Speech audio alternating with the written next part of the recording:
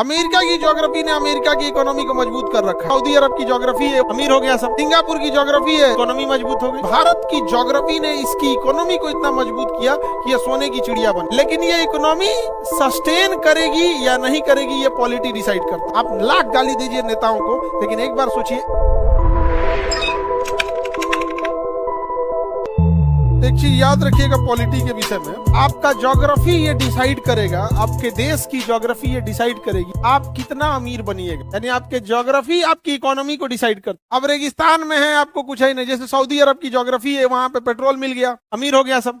Singapore की geography है, वो रास्ते पे इकोनॉमी मजबूत हो गई। तो ज्योग्राफी इकोनॉमी को क्या कर देता है, मजबूत कर देता है। ज्योग्राफी इकोनॉमी को मजबूत कर देता है। तगड़ा इकोनॉमी होना चाहिए। जैसे भारत की ज्योग्राफी ऐसी थी कि इतनी ज्यादा यहाँ उपज होती थी, इतना व्यापार, इतना मसाला, इतना सूती वस्त्र होता था कि भारत की ज्योग्राफी ने इसकी इकोनॉमी को इतना मजबूत किया कि ये सोने की चिड़िया बनी। ज्योग्राफी किसे मजबूत कर देता है, इकोनॉमी। लेकिन ये इकोनॉमी सस्टेन करेगी या नहीं करेगी, ये पॉलिटी डिसाइड करता है। यहाँ की पॉलिटिक्स जब तक मौर्य वंश के पास था यह मजबूत था, जब तक मगध था पॉलिटी का तब तक था।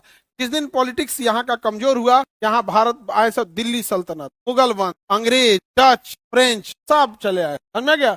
अमेरिका की ज्योग्राफी ने अमेरिका की इकोनॉमी को मजबूत कर रखा है, लेकिन वहां की पॉलिटी ने उस इकोनॉमी को घेर के रखा है। वहां की पॉलिटिक्स बहुत मजबूत। समझ गया। आप क्या करने जा रहे हैं, पॉलिटिक्स पढ़ने जा रहे हैं। हम और आप पॉलिटिक्स पढ़ते पढ़ाते हैं, नेता लोग पॉलिटिक्स करते हैं। समझ में आ गया कि नहीं आ गया। हमसे कई बार पूछा था आप पॉलिटिक्स करेंगे, हम पॉलिटिक्स पढ़ाते हैं। जो करता है आपके नजर में उसे भेजिएगा, पहले बेंच पे दे देंगे हैंडीकैप को। आप लोग का सीट रिजर्व रहता है, जैसे हैंडीकैप, उन लोग के लिए भी एक तो सीट क्या कर देंगे, रिजर्व कर देंगे। आप बताइए पॉलिटिक्स जरूरी है कि नहीं है। आज से लगभग 2500 साल पहले प्लेटो, सुकरात ने जो पॉलिटिक्स को बोला है, आज के जमाने में किसी की औकात नहीं है कि उस लेवल का थिंकिंग डेवलप कर सके। आज भी बड़ी बड़ी यूनिवर्सिटीज, बड़े बड़े लेक्चरर प्लेटो के, अरस्तु के थ्योरीम को, उसके दिए गए आइडियोलॉजी को समझाते हैं। समझ आ गया कि नहीं आ गया। यहाँ पे आज भी देखिएगा, वही प्लेटो का कहना था कि जब भीड़ तंत्र बढ़ेगा, जब लोकतंत्र में भीड़ तंत्र बढ़ेगा तो ऑटोक्रेसी आ जाएगी। जो बैठेगा उसे लगेगा हम ही को रहना चाहिए, वहां पर अधिकारियों का बोलबाला हो जाएगा। आज भारत में देखिए, हम लोकतंत्र से कब भीड़ तंत्र में बदल गए हमें पता ही नहीं। समझ में आ गया कि नहीं आ गया।